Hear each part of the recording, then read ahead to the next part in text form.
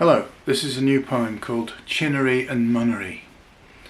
I grew up in Sussex by the sea with a bunch of other kids like me. 2/3 of them were Sussex born and bred, with names like Ayling, Lansley and Chinnery and Munnery. The rest of us, less English, had more far-flung names instead. We arrived from smoky Lancashire, driven south all through the night, on 1960s A roads, hedged and silent, cat's eyes headlight bright.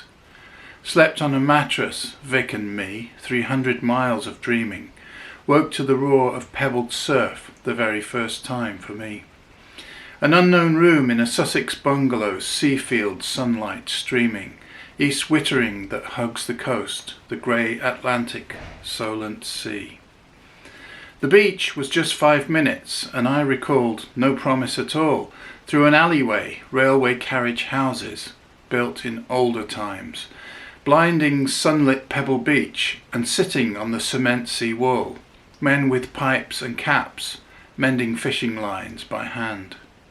We clattered down the endless banks of sun-dried, squeaking, rolling flints, limpet clumps and thick pale fossils, casts of ancient bivalves. The ocean stretched from right to left, bisecting the landscape, sea from land. Backs turned to this horizon, we could see to our northward gaze the South Downs rounded, grassy, chalk, hulking in the autumn haze. Smelling the salt-filled seaborne air, flint and faintly tarry.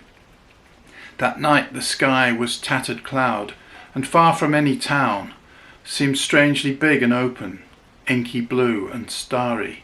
We felt like visitors, tourists, but this was where we'd settle down.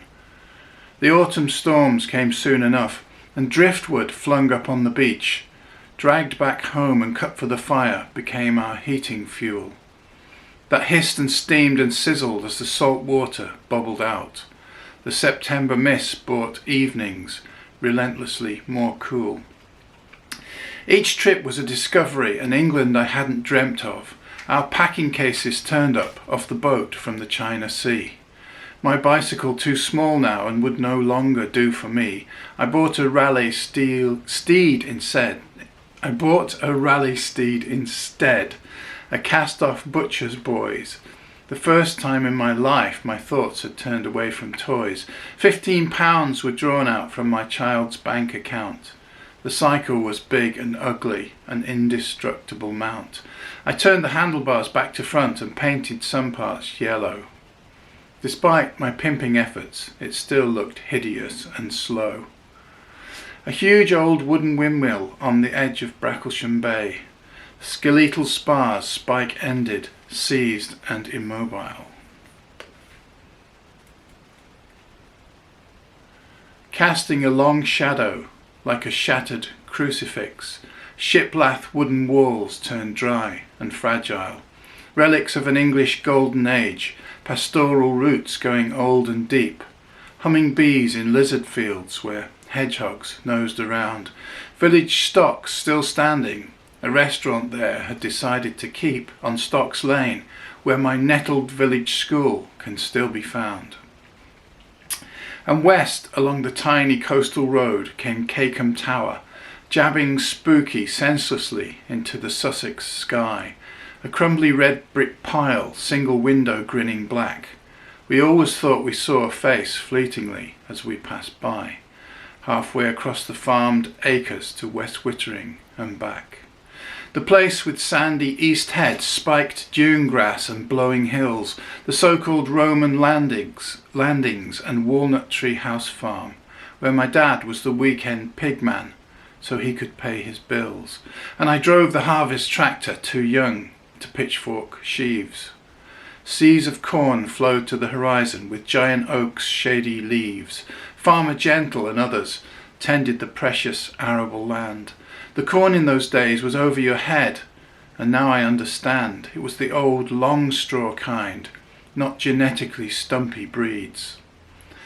The sea was there, in sight and sound, for swimming, fishing, crabbing, and when the tide was really low, fast cycling and wind running, where a set of blackened timbers pierced the grey-blue sand, with the deepest pool inside, the haunt of the toothy conger eel.